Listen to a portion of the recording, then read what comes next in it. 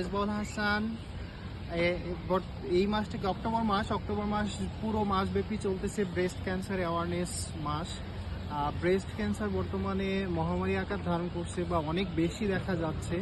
তো এখন আসলে ব্যাপারটা কি, আমাদের সবসময় একটা টেন্ডেন্সি থাকে যে কিউরেটিভ মেডিসিন, বা আমাদের যখন রোগ হয় তখন আমরা ডাক্তারের কাছে যাই এবং ট্রিটমেন্ট নেই, সেটাকে বলি আমরা কিউরেটিভ মেডিসিন। কিন্তু আসলে কিউরেটিভ মেডিসিনের চেয়ে প্রিভেন্টিভ মেডিসিন ইজ বেস্ট।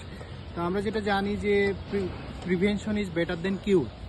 তো প্রিভেন্টিভ মেডিসিনের দিকে আমাদের ঝুঁকে যাওয়া উচিত, কেননা কিউরেটিভ মেডিসিনের বেলায় গেলে আমাদের ডিসএবিলিটি চলে আসতে পারে। তাহলে প্রিভেন্টিভ মেডিসিনের জন্য আমাদের কি করা উচিত, যেমন ধরেন শুরুতেই পরীক্ষা নিরীক্ষা করা উচিত, বা আমাদের নিজেরও একটা পরীক্ষা আছে। আপনারা আয়নার সামনে এভাবে দাঁড়ায় এভাবে ঘড়ির কাঁটার দিকে ব্রেস্টটাকে দেখতে পারেন।